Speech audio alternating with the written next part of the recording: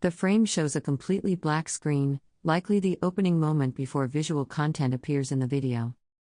Gentlemen, welcome to the Tent of Many Voices. This tent is part of a traveling exhibit that has been following the Lewis and Clark Trail in about the same time frame as Lewis and Clark did 200 years ago. While you're here, please take time to see the rest of our exhibit. We have our kid-sized keelboat. We have a Plains Indian teepee, and you can see the tools that the Native Americans of the Plains were using when Lewis and Clark came through. We also have our exhibit tent next door where you can go through with a written text or listen to a 35-minute audio tour. This Tent of Many Voices is the tent that we showcase all of the stories of the Lewis and Clark expedition. Now, that being said, this is a huge story. It is a story of Lewis and Clark, to be sure. It is also a story of the young woman who went with them and carried her small child. And it's also a story of the peoples that they met along the way. They met many people from diverse backgrounds with different lifestyles and different cultures. And at this time, it gives me great pleasure to introduce Rob Collier, who works here at Travelers Rest as the Native American Program Coordinator. And at this time, I'll turn it over to him. A person in a red beaded vest stands at a microphone on a small stage, holding papers. A flip chart is visible to the left. A banner reading US 4 and partial text about a department is visible on the right. Thank you very much, and welcome everyone this beautiful afternoon. I tell people that I am one of the luckiest people in the world because I've got probably one of the best jobs that there is. To coordinate programs with wonderful, wonderful minds and to tell the native story through the mouths and through the hearts of the native people. It's just wonderful to work with elders on a daily basis and have them. A person in a burgundy patterned jacket with a beaded collar and white scarf speaks into a microphone at a podium. Behind them is signage reading U.S. Department of Agriculture and Department of Education. Tell their stories and tell their life story of what it was like to grow up here in the Bitterroot, what it was like to grow up on the Lolo Trail, what it was like to grow up here in the Northwest. So I'm very, very fortunate to have that wonderful position that I get to work with these wonderful people. Today I have a very special guest, Mr. Alan Pinkham. He's from the Nez Perce tribe, and he's going to give a little bit of the Nez Perce perspective on Lewis and Clark. Please make him feel very welcome, and thank you very much. A person wearing a red sequin jacket and beaded necklace holds a microphone while speaking. They stand on a stage with a dark wooden backdrop bearing partial text reading Department and Culture, Nat. Very much. Thank you. Thank you. Appreciate the introduction. I am a Nez Perce. We also call ourselves Nimíipuu, which means the people or the real people or human beings. But, you know, we gave this, the name that we're given, that we are known so widely by, it's a French term, Nez Perce, but it's been corrupted to Nez Perce, and it's not pronounced, we don't say Nez Perce, we say Nez Perce, because that's the way we learned it. And a person wearing glasses and a white short-sleeved shirt with a blue star design stands indoors, gesturing while speaking. Partial text visible in the background reads Forest and Department and Bureau. That's our way of saying that, Nez Perce. So, and of course the English influence on us was why we come up with this terminology. But our real name is Nimíipuu. Nimíipuu. But we also called ourselves Itziaya Yun Nun Mamayats, children of the coyote. And also we're known by the name Sipnipilu, those people that come out of the mountains. So those are the terms that we're known by way before Lewis and Clark came here. And some of the things that I would like to discuss or let you know about is a great deal of misunderstanding that occurred when Lewis and Clark came through here. You know, they had a certain way of looking at us and viewing and interpreting what we were saying, and a lot of times those things were vastly misunderstood because they didn't know what we were talking about. They attempted to. You know, we asked the question when we first seen Lewis and Clark, is the earth the mother, the son, the father? And then they got to talking about, well, we know about that. We know about the godly things, and so they were telling us their impression of what creation was. And we were asking about, do they understand the mother is the earth and the son the father? Because that's our spirituality. But they didn't seem to understand that. So later on, we were inundated by missionaries, and I'll get to this later. But one of the things I want to point out here is this formation here. I don't know whether my light works here. Yeah, here. Here. You know, that you recognize that. That's the Big Dipper. To us, that's Hiyuma Taktu. Hiyuma Taktu. That's what we call this. And there's a story that goes with this. Old Coyote, he was sitting down and looking up. And he was looking at these formations. And Coyote comes along and says, what are you looking at? And he says, oh, I'm looking at two of them. Don't you see them? This one and this one. Don't you see them?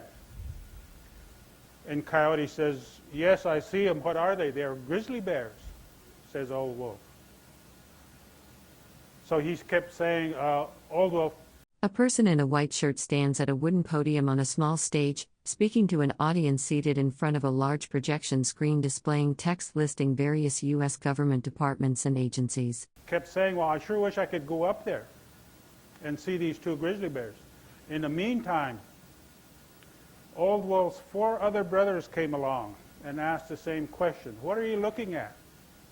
He says, oh, we're looking at the 2 grizzly bears up there. Don't you see them right here? And then Old Wolf, he kept persisting. I want to go up there and see these 2 grizzly bears. So Coyote says, I'll show you how to go up there. So Coyote, he makes 5 bundles of arrows and a bow. And he shoots the first arrow, and it stays up there. And he shoots the second one, it sticks to the first one.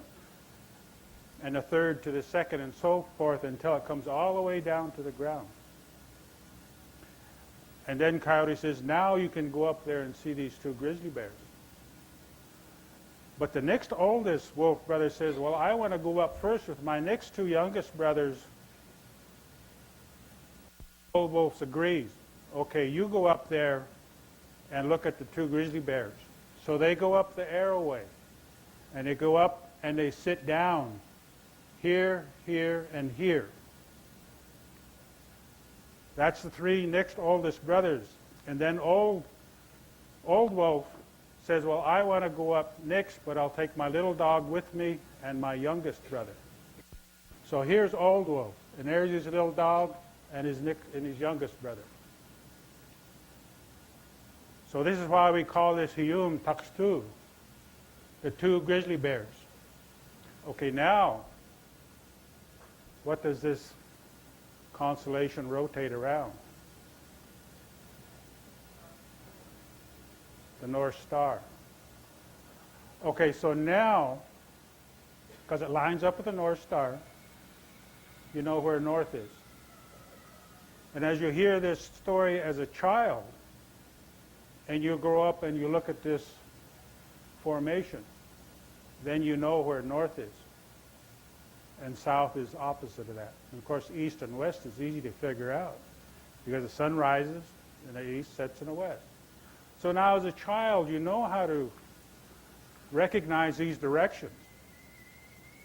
And so coming through Selway and Locksaw, and over here by the Magruder corridor, what do you need for directions?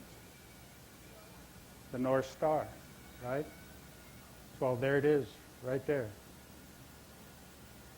So now, of course, other people call it the Big Dipper, but we don't. We call it Hiyuma Taktu. So there's a difference here. But yet it tells the same thing. It tells the four directions. And so as A person wearing glasses and a white short-sleeved shirt with navy stripes and white stars stands speaking in front of a large poster titled Lewis and Clark, A Legacy of Science. They gesture with their hand while addressing the audience. a young person, you learn these stories, and you know how to travel. There's traveling stories among the Nez Perce. We didn't just stay in the Locksaw and the Selway and the Salmon and the Snake River drainages or the Columbia Plateau. We came all across these mountains, and we went as far east as the 5 Great Lakes routinely, way before Lewis and Clark shows up. We were probably traveling a greater amount of trips because we had acquired the horse about 1700. Some people say we acquired the horse about 1730, but it's much earlier, I believe, because the trade route between tribes was very fast. Now that could be substantiated by the epidemics that we had suffered. We had suffered at least 2 epidemics prior to Lewis and Clark. And there's stories of villages disappearing along the Snake River because of these epidemics. So we had already suffered some losses. And to substantiate that, we call the eastern tribes, those east of the Mississippi, Wissour's people, because they suffered smallpox before we did. So if people had suffered smallpox at least twice before 1805, then that means we would have traveled or traded that kind of distance, 2,000, 2,500 miles away. And a very practical way to look at this is if you walk or ride a horse or A person wearing glasses and a white vest with a blue star design stands at a presentation board, gesturing while speaking. They appear to be giving a lecture or presentation in an indoor setting. even by canoe, you can average about 20 miles per day. So in 100 days, you're 2,000 miles away. So traveling wasn't that big of a deal with us. Now you hear these stories of tribal conflicts between tribes. Well, yes, there is. We had difficulty with the Shoshone people and the Bannock people, with the Cheyenne and the Blackfeet. And we usually had difficulties with these people when we came out this direction, but not all the time. One of the things that has occurred is that we needed to negotiate our way through other tribal territories. And how do you do that? Well, you form alliances. You form alliances with these other people, whoever they are. Sometimes it lasts quite a while, sometimes it doesn't. One of these is, one of the things that's at the Lewis and Clark time is that we were very closely affiliated with the Salish people here in this valley. And the affiliation was that one of our leaders, called Hachatz Il Pilp, and that's interpreted as red bear, red grizzly bear. One of his wives was a Salish wife, and the other wife was a Nez Perce wife. And so out of this union, then we became, this became an alliance mechanism between the Salish people and the Nez Perce. And the descendants of that union then became the mechanism for this alliance.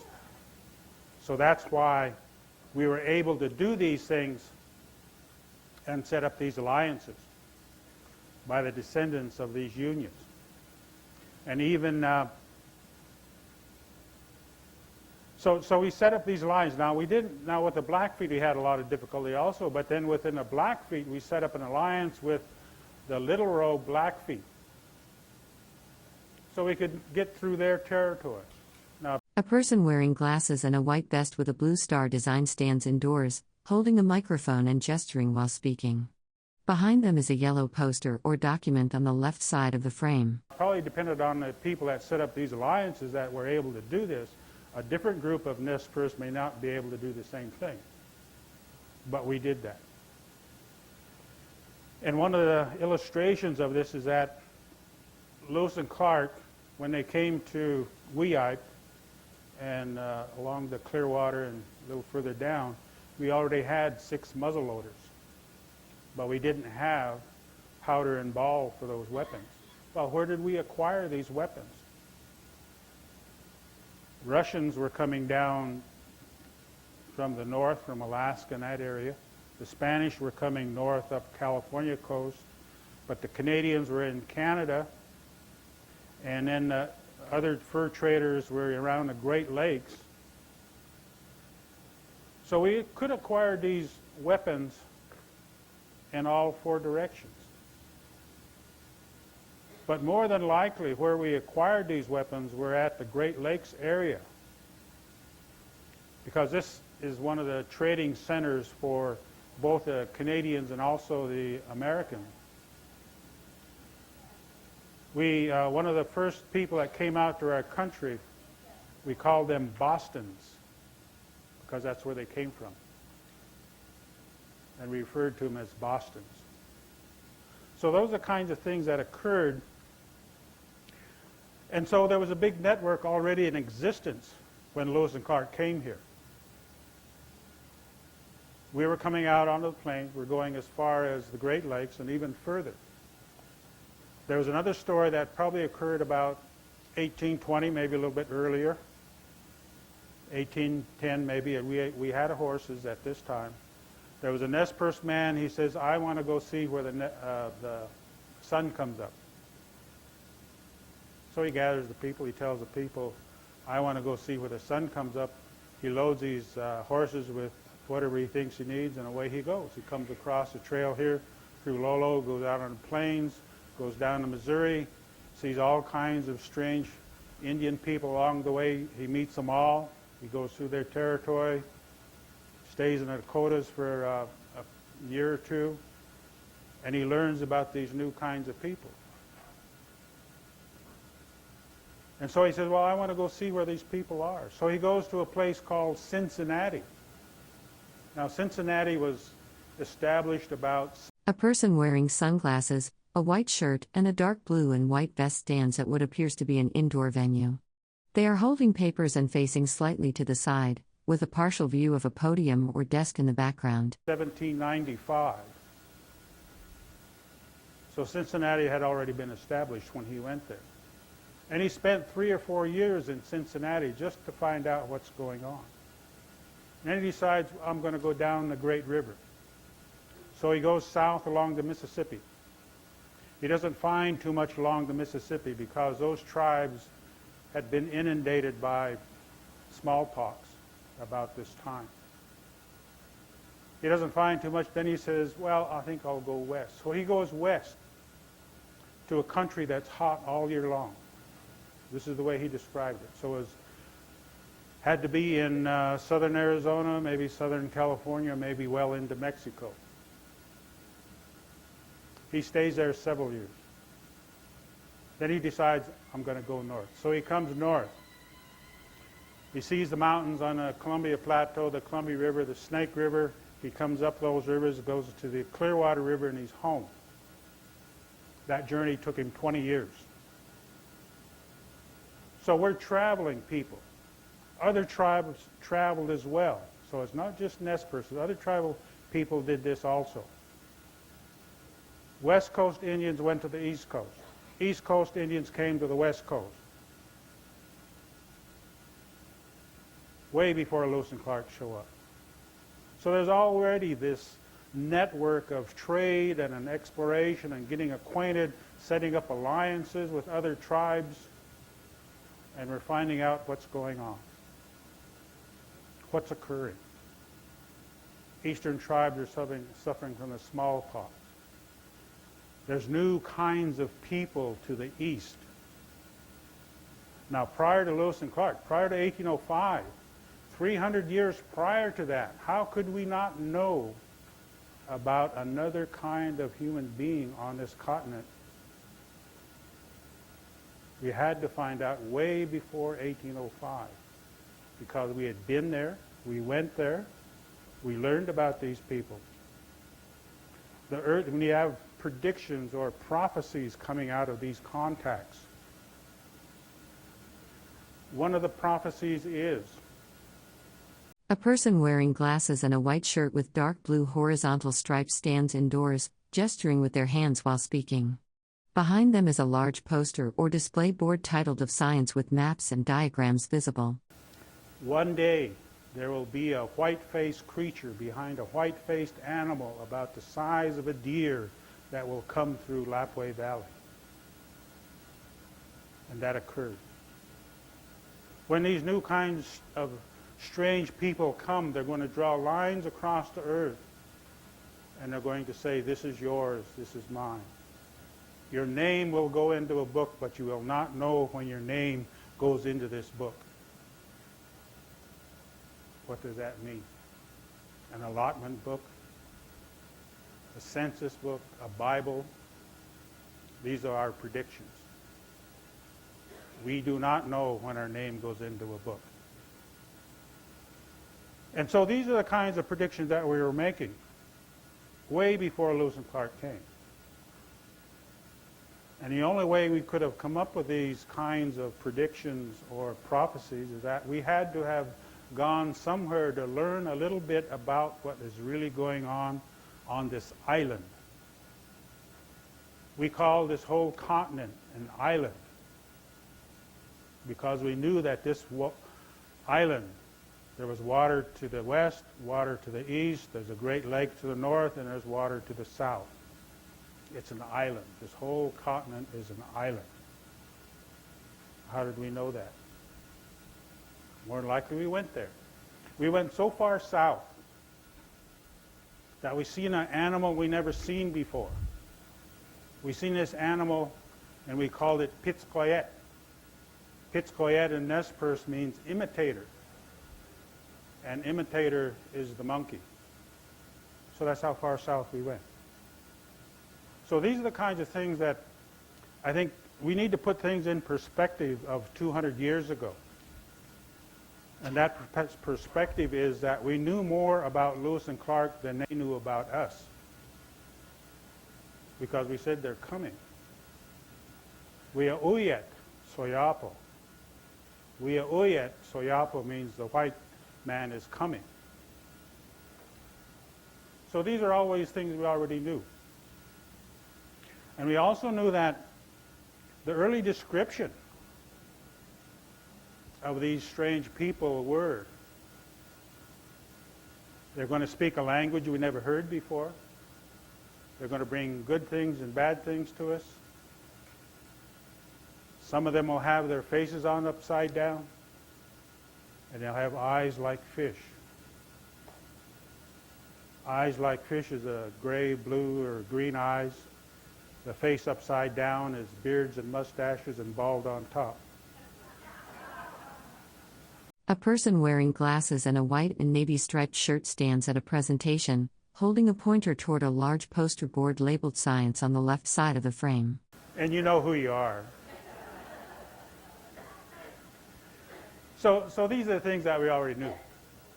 So, and there's so many things here. There's, I've been doing some research among my own people. I've talked to some of our elders and some of my peers. I'm not an elder. I'm just a guy that has gray hair, just like some of you. So, and I've talked with that. And also I heard some stories from my father. My father died in 1975. His name was Alex Pinkham. And he was born in 1895. And when he was a young boy, he would listen to three old men. The names of these three old men were Pakaauna, Panikani, and Nushtakeuna. These are the names of these three old men. They were up in their 60s and 70s. And he would listen to them. This would be about the year 1903, 1904. He was about 7 or 8 years old. And he got so engrossed listening to these old men tell of about 100 years prior to 1903 that he would listen. And this much of what I'm telling you comes from my father through these three old men. Otherwise, if my father had not told me, I would probably not have known a great deal of this. So these is what my father would tell me, the predictions, of the lines across the earth. And also there's another one, our world will be turned over. The earth will be turned over. What that means is the white man will bring the plow and he'll turn the earth over.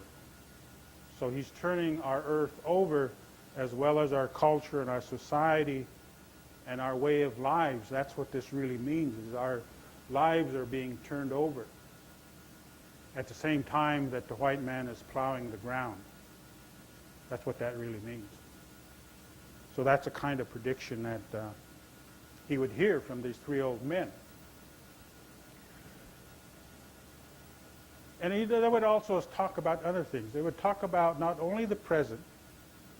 One of the present things that these three old men would talk about, they would say the prophecies are coming true. And what they would talk about, they would tell, when these people come, they'll make things that go through the air. They'll make things that crawl upon the ground. That's the automobile and the airplane.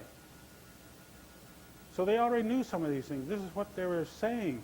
Because of the ingenuity and the technology that these people will bring, they will also do these other things, making the airplane and an automobile. A person wearing glasses and a white vest with dark blue stripes stands at a presentation, holding a small object in their hands. Behind them is a large poster labeled Science, displaying what appears to be a map or diagram. So well, I guess in 1903, the automobiles were already made and some of the airplanes were starting to be developed. But then these three old men were saying it's coming true of what they are doing. And the three old men would talk about these people have something that we don't have. And that's the ability to make things from metal and glass. And one of the early things that we tried to do is that when we learned about this metal and glass, remember that the 6 muzzleloaders that we possessed in 1805, but no lead and ball, that's the technology of the day. So how do we acquire these things?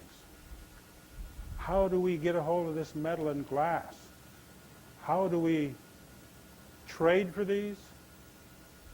Now, Lewis and Clark, my understanding is that they had the latest technology in firearms, the rifle muzzleloader, the glass, the beads, and metal axes.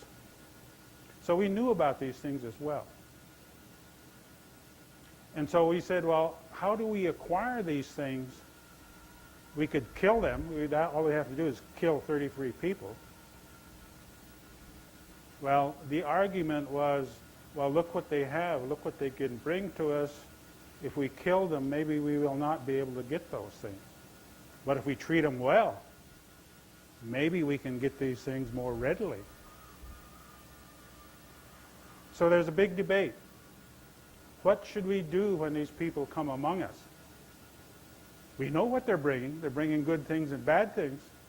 But the good things will be more beneficial to us than the bad things. There was a great argument. What should we do? Wat Kuis, an elderly woman of the time of 1805, says, don't do them any harm.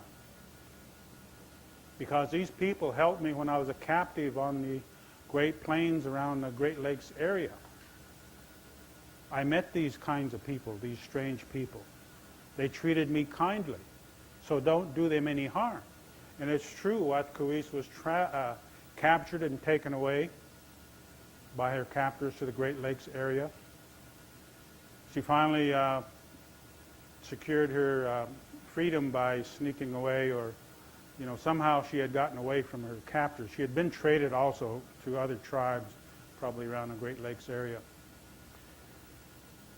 And she escaped, and she came upon some white people that treated her kindly, took her in, took care. A person wearing glasses and a white and navy vest stands at a presentation table, gesturing while speaking. Behind them is a large poster labeled Science displaying maps and information panels. She had a young child with her at this time.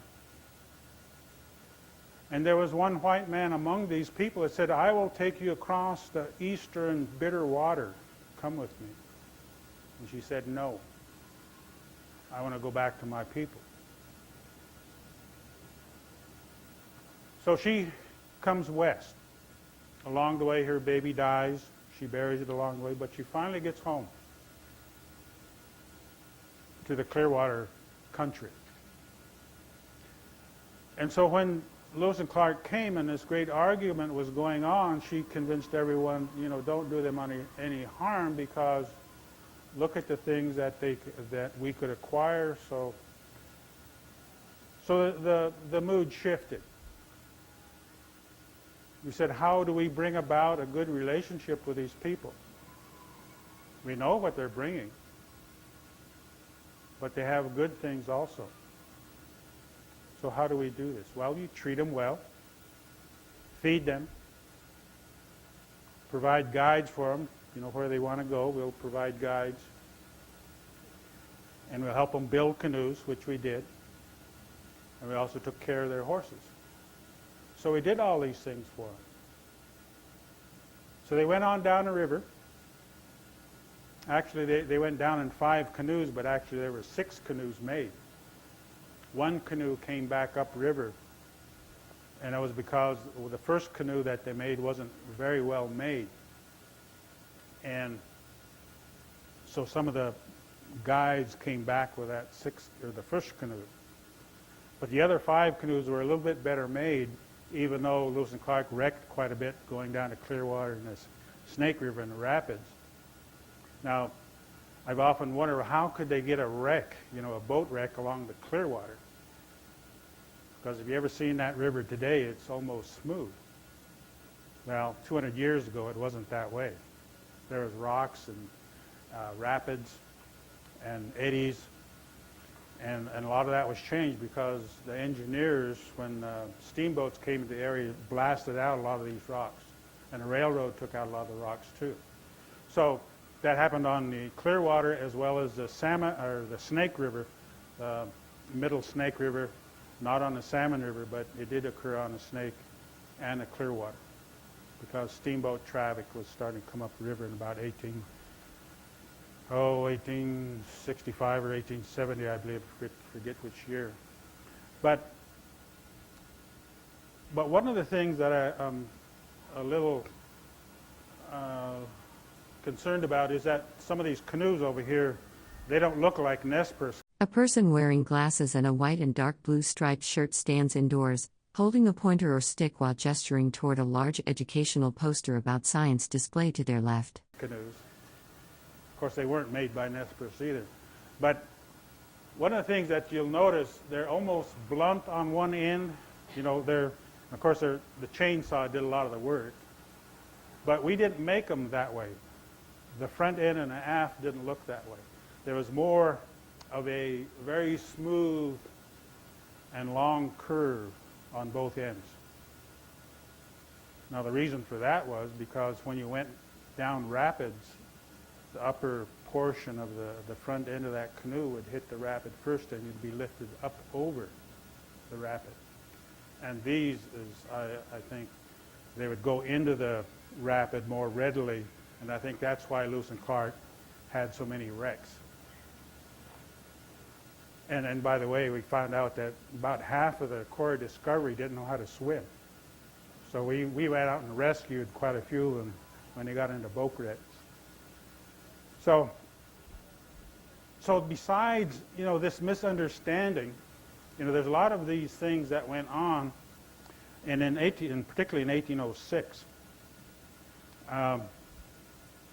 Lewis and Clark, when they came through our country, they started buying our dogs. And they ate our dogs that we traded or sold to them. Well, this one return trip in 1806, they're just below Spalding, Idaho. It's this side of Lewiston, Idaho, about 8 or 9 miles. In our language, we call this place Suwikta. Suwikta. And it's my mother's place along the Clearwater River. And that's where Lewis and Clark, and particularly Lewis, one young Nez Perce threw a puppy in his plate, or nearly in his plate, and Lewis got up and threw the puppy back and hit the young man in the chest, and then picked up a tomahawk and threatened to tomahawk this young Nez Perce. Well, of course, the young man, he backed off and says, well, you can't make jokes with these people. But he was taking up the cause of a young girl that played with a dog that Lewis was eating. So she was upset. Then the mother got upset. So this young man took up their cause, threw the puppy in Lewis's plate to make a little joke with him and fun with him, because we never ate dog. We never ate dog at all. Even in very hard times, we never ate dog. We occasionally would eat horses, but we never ate dogs. Other tribal people did eat dogs, but we never. I guess one of the things that we viewed the dog. A person wearing glasses and a white and dark blue vest stands indoors, gesturing while speaking. Behind them is a large poster labeled Science with maps and diagrams. A water bottle and clock sit on a table to the right. As is why eat your best buddy. You know, he shows us where the game is at. You know, he takes care of camp. You know, he's the watchdog. He helps us hunt. You know, so why do this to your little friend? So that's why we didn't eat dog. But Lewis and Clark and the other members very readily did.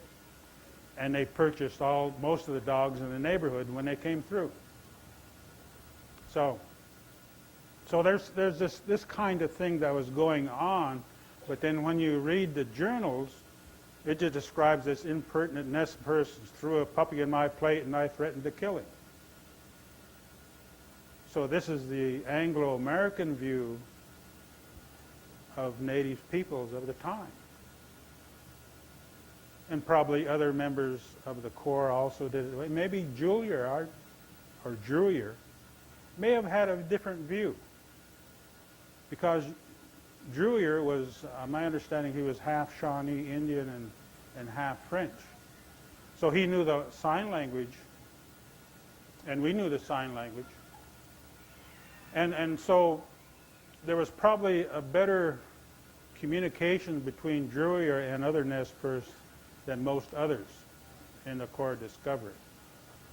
So how, and this is the good relationship that I'm talking about, is that it did occur. And Drewier was one of these that perpetuated this good relationship, because Drewier, we gave him one of the best horses that we had available. Of course, we gave Lewis a good horse too, and Clark. But we also recognized that Drewier was with Sour's people of the eastern tribes. And he knew the sign language. So we could probably communicate with him a little bit more, and a little bit better. And then when they came back up, they were at the mouth of Palouse River, or rather the Potlatch River, just above Lapwai Creek, and east of Lewiston, about 10 miles or so. This is where the Cutnose was at, one of our leaders, Nushnakewnu. Now, one of the three men that my father listened to was also named Nushnakewnu, or Cutnose. Cutnose is my father's uncle. So this is how I'm tied into this Lewis and Clark thing. So at the Cutnose village, which is at the mouth of Potlatch River, there was a Shoshone boy there that spoke Shoshone. He could speak with Sacagawea. So there was communication in Shoshone. Then it probably went. A person wearing glasses and a white and dark blue vest stands at a podium, gesturing while speaking. Behind them is a large poster labeled Science with maps and diagrams. To Hidatsa, because Charbonneau could speak Hidatsa. Then Charbonneau was French, so it probably went to French. Then it went to English. So you went through about 4 or 5 different languages. You know, Nez Perce is also in it. So there's probably 5 different languages that if you wanted to try to communicate something to someone, you know, whatever Lewis and Clark, you know, were proposing, you know, relationships or agreements, that it had to go through these 5 languages. So it's very complicated. And this is where I think a lot of misunderstanding occurred. You know, there's so many names that Lewis and Clark wrote down in their journals that I can't even recognize them because the way you pronounce it, the way they heard it, is completely different from what we would say it. One of those is Tito Harsky. This is the way it's actually written in the journal. Tito Harsky. That's Tatokan Askap. Tatokan Askap. That's what that is. We finally figured it out. That's what it is, Tatokan Askap. And what that means is, looks like brothers. So like you see somebody coming in a distance. You can just see little specks and you don't recognize them, and they get closer and closer. And then you see who they are. Says, oh, Tatokan Askap. They look like brothers. That's the name of this man that they were trying to describe. So these are the kinds of things that there were so many things that were misunderstood or misinterpreted, and also that one of the things that Lewis and Clark talked about is peace and friendship among all people. Well, we knew that because we knew that we were at Fort Mandan a year before, in 1804. There were 3 Nez Perce there. And so those 3 men came back and said, well, this is what they're talking about, peace and friendship. Well, there's another big long story. I can't get into that because I only got about another 3 or 4 minutes. But this is one of what Lewis and Clark is bringing. They're bringing this concept of peace and friendship, and they're bringing kitsui, metal that says this. Kitsui, that's what we call coins. And on it, it says peace and friendship. So this is the message that they're carrying. So when Lewis and Clark talked about these medals and gave them out, Cut Nose received one, Red Bear received one, Twisted Hair received one, Tumutsu received one. There was about 7 or 8 medals given to Nez Perce leaders of that time. A person wearing glasses and a white and dark blue vest stands indoors, holding a remote control. Behind them is a large poster labeled Science with maps and diagrams. A water bottle and clock sit on a table to the right. And so we said, if you want peace and friendship, then you treat us the same way. This is the first treaty we made with the United States government, and we took it to heart. Because we thought so much of what they were saying that this is what we wanted to set up with them as peaceful and friendship and trade, and getting and acquiring the technology of the day. This is why we did it. And we carried that out all the way until 1877, until we went to war with the United States government in 1877. I guess before I go any further, is there any questions? We've got a few minutes here. Questions, go ahead and raise your hand. If there are questions, go ahead and raise your hand. I have a microphone so we can share the questions.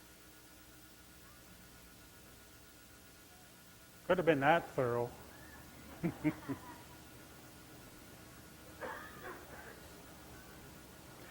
One thing, Lewis and Clark, actually William Clark, left a son among the Nez Perce. We gave that young person the name Halachtuket. He is the son of William Clark. And he went through all the trials and tribulations up until the War of 1877. He actually went on the war trail with Joseph and the other leaders. He survived all the battles. He was about 70 years old at the time, 71, in 77. He went through all the battles from Whitebird to Clearwater River to Fort Fizzle to Big Hole to Canyon Creek and then to Bear's Paw. He was captured at Bear's Paw, went into exile into Oklahoma, and there the son of Clark died. We call him Halachtukit. Halachtukit in Nez Perce means daytime smoker.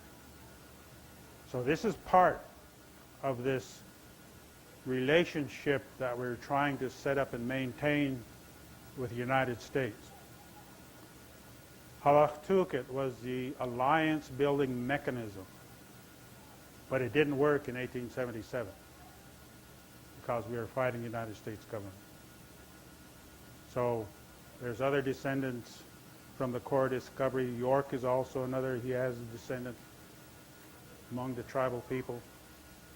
So there's all kinds of stories, but I guess I'm out of time. So thank you very much.